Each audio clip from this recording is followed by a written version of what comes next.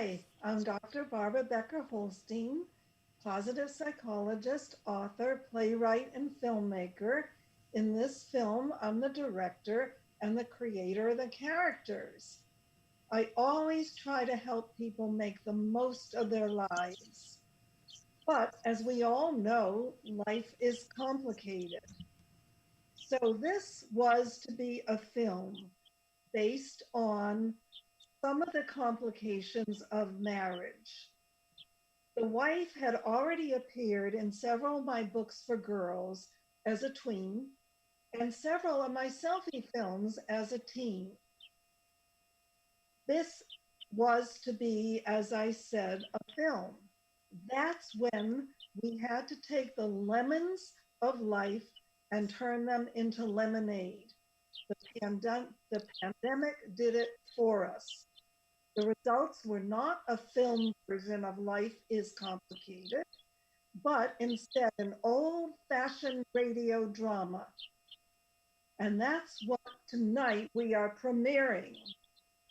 Life is complicated, and having it as a radio drama gives us a chance to sit back, relax, and let the magic of drama combine with your vivid imagination. Well, I guess I better get out of harm's way and let the show begin.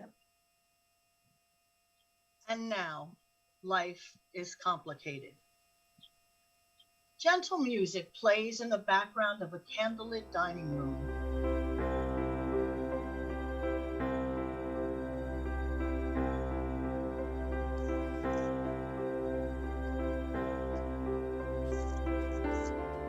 Hannah, a mid-30s attractive woman, sitting alone at an intricately dining table. The beautiful meal laid out before her is getting cold as she sits in silence, sipping a glass of wine. The sound of a car pulling up to the house fills the dining room. Hannah puts down her wine and straightens up a bit, anticipating the entry of her husband, Adam, who was heard entering the house. The sound of his keys being tossed on the kitchen counter precedes his entrance into the dining room. Hi, honey. Hi. Adam, mid-30s, enters the room while loosening his tie. He barely looks at his wife or the scene Hannah set for what she was hoping would be a nice romantic dinner for two. Instead, he simply sits down and starts devouring the intricately plated food. Hannah stares at her husband in disbelief. How was your day? It was good. You? Mine was fine. Did you get my text? Shit. Yes. I forgot to stop. Oh, I'm sorry. It escaped my mind. it's okay. I can manage without it tonight. I'll get it in the morning. Adam begins a new attack on his dinner. Hannah picks up her wine and sips it. She looks at her husband in a mixture of disgust, pity, and sadness. She puts it down and picks up her fork. Bon appetit. Hannah delicately begins to eat her meal. Later, Hannah stands at the kitchen sink in front of the pile of dirty dishes from dinner. The gentle music is now drowned out by the sounds of a sporting event on the TV. She looks over and sees Adam sitting on the couch with his feet up in the living room. Can I get a hand with these dishes? The game is about to start. I'll do them later. In the bedroom later, she gets into bed with Adam, who is on his cell phone. She lays next to him, and he pays no attention to her. The contempt inside of her is reaching its limit. She rolls over and is now clearly upset. He reaches over and puts his hand on her shoulder, and Hannah pulls away from his touch. Don't. What's the matter? Baby, what is it? Really? What? Honey, what is going on? The fact that you even have to ask me that question tells me all that I need to know. That's not fair. I'm just Fair. Fair, you want to talk about fair. Is it fair for me to work all day, come home, cook dinner, clean the dishes, and do the work around the house while you stuff your face and sit in front of the TV? Hey, I work hard all day. I'm sorry if I come home starving. I just want to relax. You don't think that I work hard, that I'd like to relax? I said I would do the dishes. Honey, I'm sorry. I just... Is this about not going to the pharmacy? It's everything, Adam. I feel like you're maid instead of your wife. You know, we used to be able to just be together. And now it feels like we're apart, and all I do is clean up after you. I'm sorry you feel that way, but I don't... Yeah, did you hear what song was playing during dinner? Huh? I had the record player on. Did you even notice? What? Did you notice the china, the atmosphere? What? See, you have no clue. You're just not present with me. You're always working, watching TV, or on your phone when you're home. Hey, that is not fair. Ah, there you go again with that word, fair. Life isn't fair, Adam. It's not. But you could at least treat me fairly. It took me crying in bed next to you for you to even get off your phone. That is ridiculous. You are being ridiculous. Jerk. You are being a jerk and you don't even realize it. What the hell is this? Are all these pills you're taking messing with your mind? You know, ever since you started taking them, you've been different. It's not the pills, Adam. You know, my whole life, I've dealt with other people's problems. My family's secrets, my friends' dramas, stupid boyfriends. You were supposed to be different. Really? I think it's those damn pills. I haven't changed. I'm not saying you've changed. I wish I didn't have to take them. I do. I wish that we could get pregnant normally, but that is not our reality. And I take them to give us a chance for a family, but it feels like you don't want that anymore. That you don't want me anymore. I feel like you hate me for it, for everything that's happened. There it is, the underlying true issue. There's a heaviness in the room, but the yelling has stopped. In its place is silence weighed down by the gravity of the moment. Hey, listen, we're both upset. It's late. I have work in the morning. I think it's best if I just go sleep on the couch. And we can talk about this tomorrow, okay? Do whatever you want. Adam and Hannah stare at each other for a beat before Adam grabs his pillow off the bed and walks out of the room. She gets out of bed, lays down, and stares up at the ceiling, and tears began to well in her eyes. In the bedroom, the next morning, Hannah wakes up, sits up in bed, and the room is empty. She looks at the couch where Adam slept, and he's gone. She pours herself a coffee, sits down, alone in her thoughts, and her phone rings.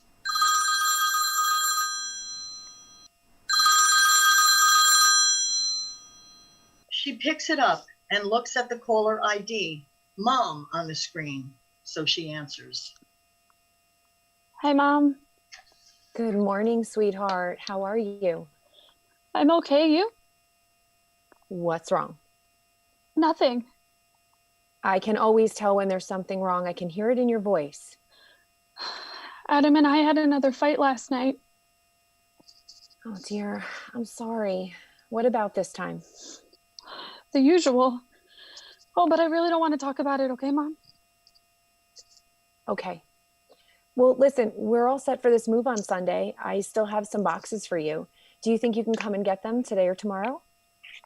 Sure, Mom, that sounds good. I could really use getting out of the house. Do you mind if I come today and crash tonight? I mean, yeah, sure. There's really nothing set up anymore. It's not a problem. Camping out one last night in my old bedroom sounds like fun. Okay. See you later, sweetie. Bye, Mom. Later, Hannah sits in her car. She pulls out her cell phone. She calls her friend Angela.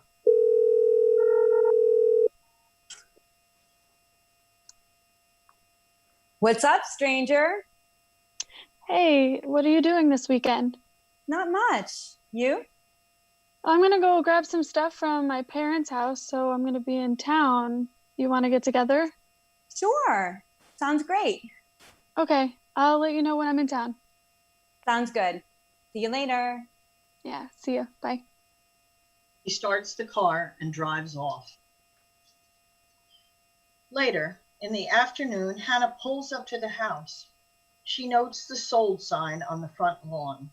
She grabs her phone and texts Angela that she's here.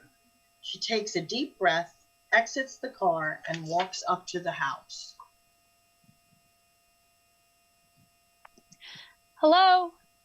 Diane, Hannah's mother, pops her head into the room from the kitchen. She's very happy to see her daughter, and she drops what she was doing and goes right to her. Hi, honey. Hi, Mom. Where did you go? Are you eating enough? Yes, Mom. You look tired. Are you getting enough sleep? Mom. Are you taking care of yourself? Mom. What? Stop. Okay, you want something? Let me make you something. I can unpack a box, find a pan. I'll come up with something. I'm fine. I had a burger and fries in the car. What are you eating that junk food for? Hannah rolls her eyes and Diane notes it.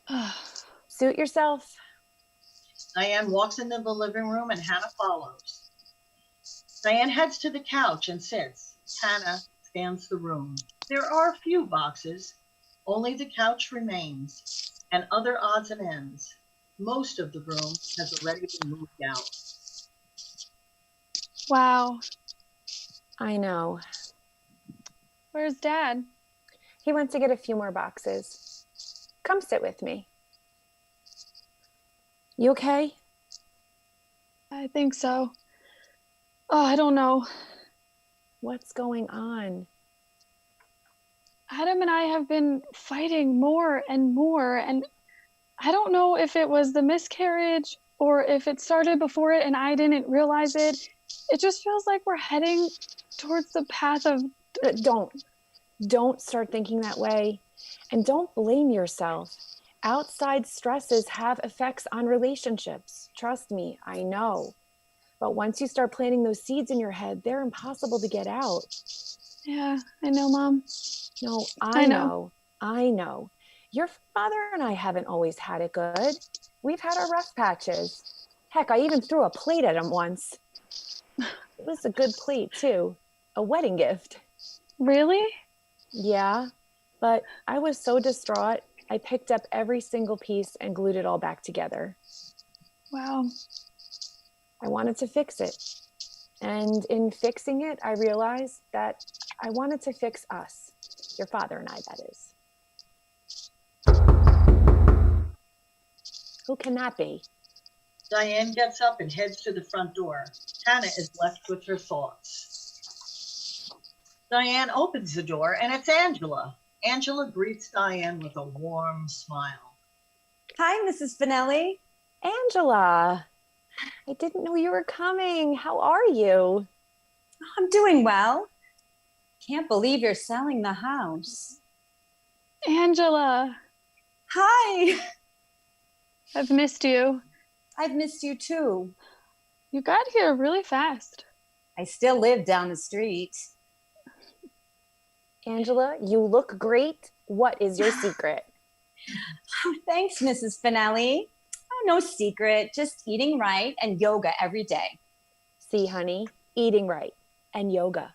Ah, Mom.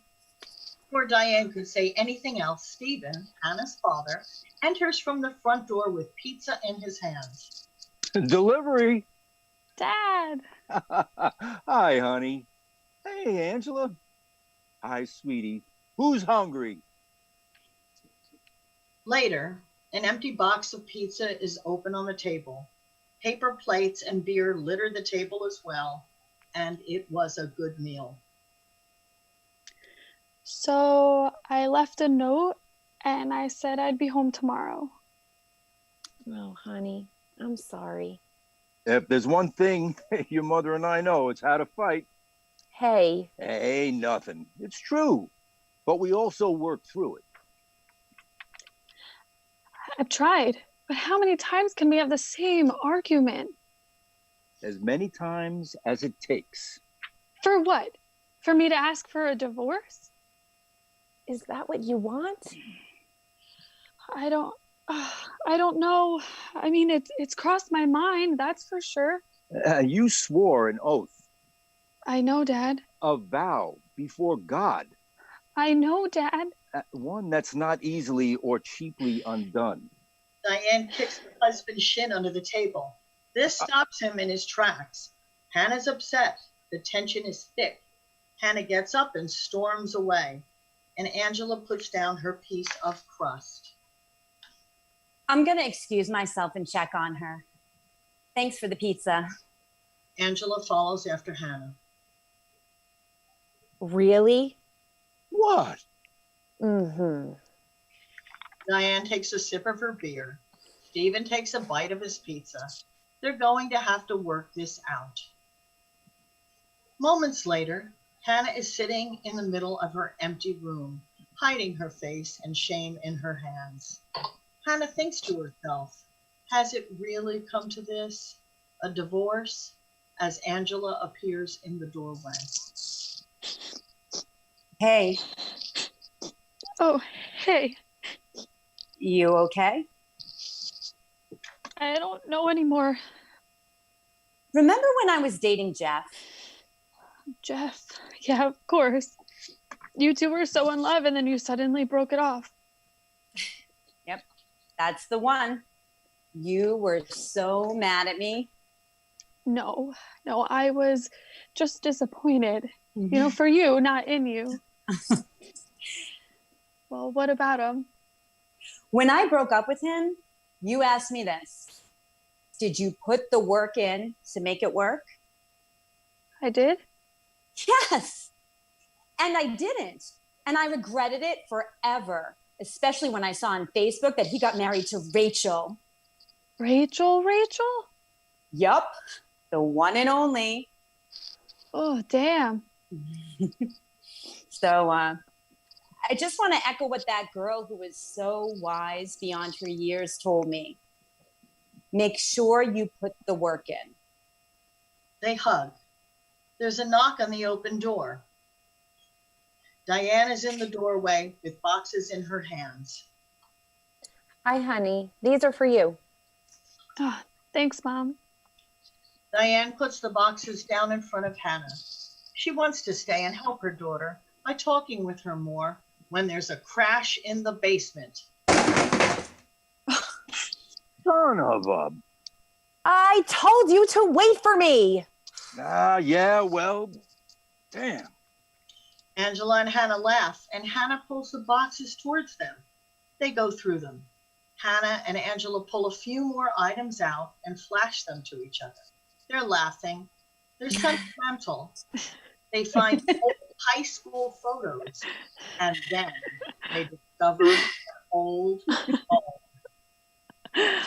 Oh, no way. What? My old phone. Hannah holds it in her hand, regards it as an ancient treasure, a relic of the past. She hits the power button, and it won't turn on. Here. Angela pulls out an old power cord and hands it to Hannah. She plugs it in, and after a few seconds, it powers on. What? No way. It works. Hannah continues to access the phone. Angela puts her attention to an old shoebox full of photos. Oh, What is it? there's videos of me on this thing. Okay, I used to keep a journal of sorts, kind of like a diary. I would imagine I was talking to a friend, someone who would listen without judgment. I didn't really like writing stuff down, but I found making selfies really helpful. And I can't believe it, but they are all on here. I want to see. Hannah flips to a video, and it's her, much younger. She talks about Angela, then watches one or two others. I miss Angela so much, and I'm jealous that she's hanging out with other kids. What if they're telling each other secrets like she and I once did?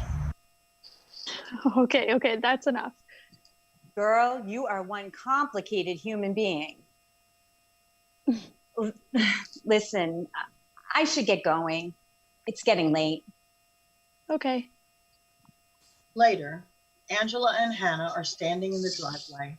Hannah leans against her car. This was really nice. It was. It was great seeing you. You too.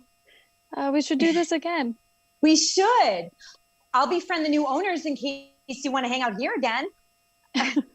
or my place. I've still got furniture. Listen, don't blame yourself.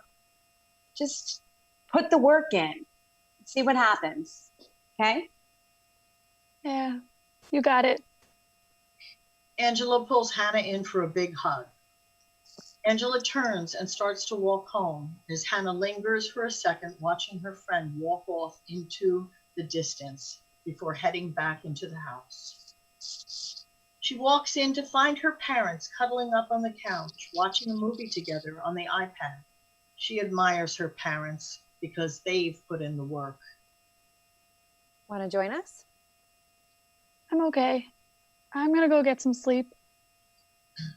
Hannah, Yeah, Dad. you know I only want what's best for you, right? Yeah, I know. I know, Dad. Okay. Good night, sweetheart. Good night. Hannah is later asleep in bed. The sound of a creak in the wood from someone walking by in the hallway where the house settling stirs her from her sleep. She wakes up and sees a silhouetted figure standing in the doorway. Mom? The figure walks towards her, and as it does, it comes into focus, and it's herself, but a much younger version. No, just me. Oh. Hi, me? Hi, how's it going? Oh, been better. Yourself? Same. This is so weird. Like, I know I'm dreaming, but this is still really weird. It is, and you are. Listen, I don't have much time, but you have to hear this from me. Okay, I'm listening. Do you like who you are? What? Do you like yourself, who you are, the person that we've become? Yeah, sort of, I guess. No guesses, yes or no. Yes. Good, because I like who we are too, but we wouldn't be happy, or us, if all the good and bad didn't happen in life the way that it happened. You can't go back, you can't fix unfixable things, but you can go forward and live the life that you were meant to live, hopefully happily. Okay. Okay? Okay. Great. I've got to go now, but if you ever need me, I'm right here. Young Hannah points to Hannah's heart, and Hannah smiles. And it's really important to me that you live a great life. Hannah's eyes well up with tears. She wakes from her sleep, goes back to her phone, and finds an old selfie of her. I miss Angela so much, and I'm jealous that she's hanging out with other kids. I miss Angela telling each other secrets, and I'm jealous that she's hanging out with other kids.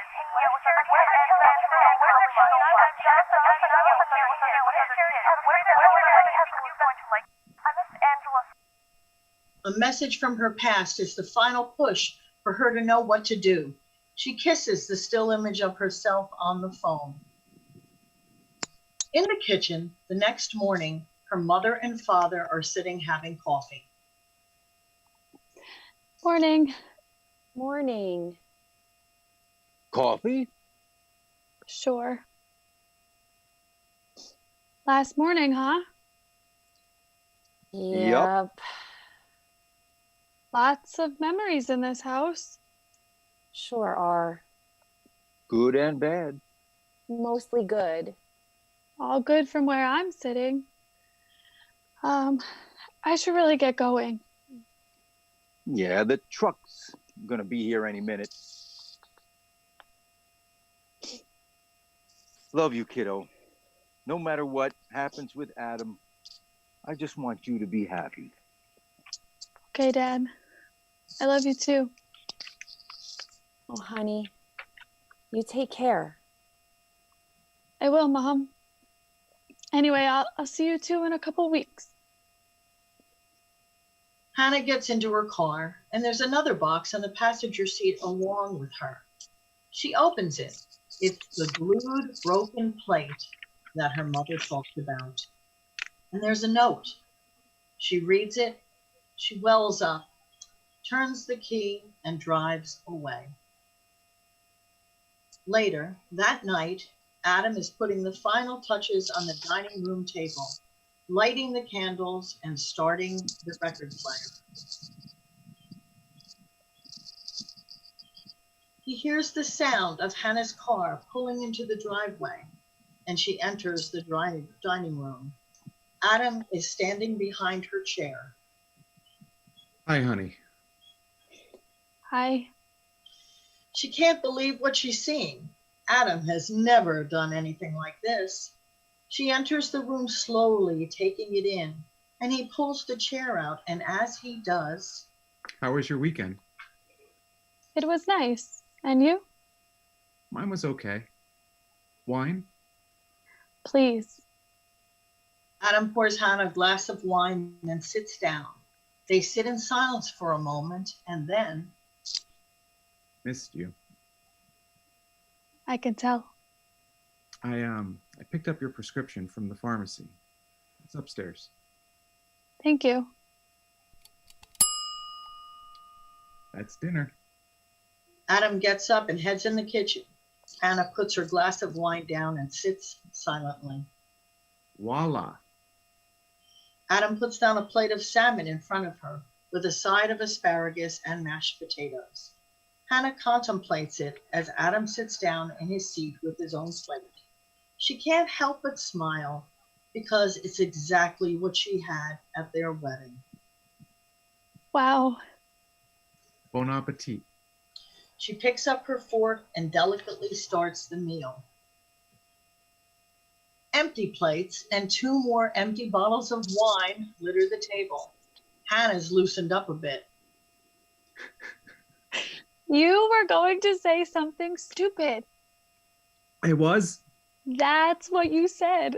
Oh, well, don't I usually? Yes. Hey, that was rhetorical. So, come on, be honest. How was dinner? Honestly, Oh, yes. it was really good. For the first time cooking fish, it was actually pretty good. The asparagus, though, was a little mushy. Yeah, and the mashed potatoes were a little lumpy. Oh my God. Just like our wedding day. Yep. Wait. You made them bad on purpose? I don't cook and tell.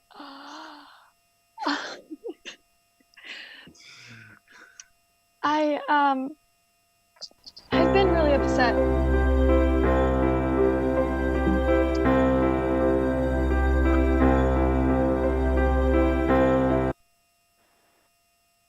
Sorry, the record player skipped. What was that, honey? I've been really upset. I know. But it's been more than losing our baby, and fighting over stupid stuff just never helps. I know, honey. I know. And I know I can be difficult to deal with, and God knows cleaning has never been one of my strong suits. No. But I'm really glad that I went to my parents this weekend. I needed that separation to recenter myself and to be able to come home to our love again. And I got everything I needed this weekend from my mom, my dad, Angela, myself, Oh, and now you.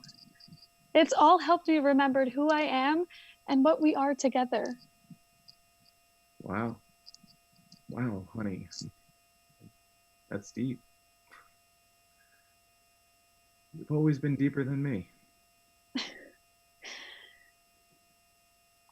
I love you.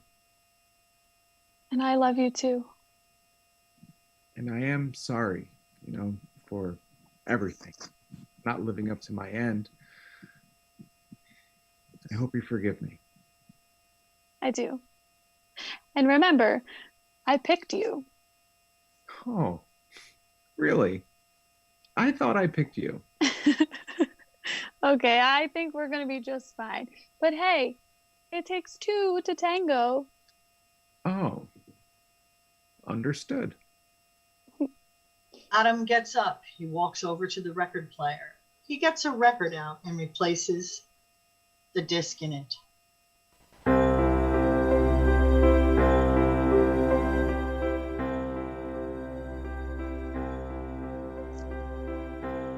What are you doing? May I have this pen?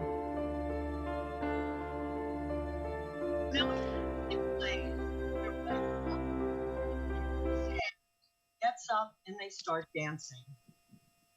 Oh, you are off to a great start. Wait until you see what I have for dessert. Adam pulls the plastic up and we leave them to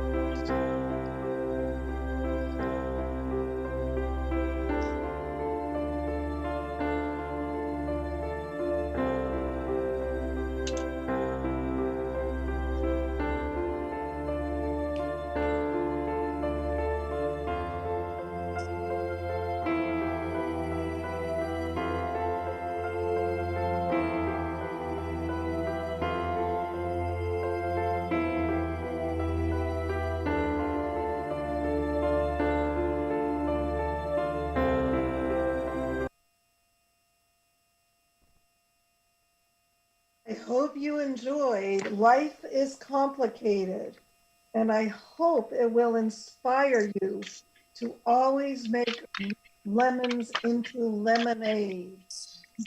A good cast is worth repeating. And now the cast will introduce themselves. Hi, my name is Tara London and I play Hannah. My name is Frank Nuzzi, and I play Adam. I am Cris Brown, and I play Diane, the mom. Hi, I'm Michael Gavidio, and I play Steven, the dad. Hi, my name is Dawn Gaylardo, and I played Angela, the friend. Hi, my name is Megan Brown, and I play young Hannah. And I'm Debbie Higgins. I was the narrator. And this is the end of the play. And to all, a good night.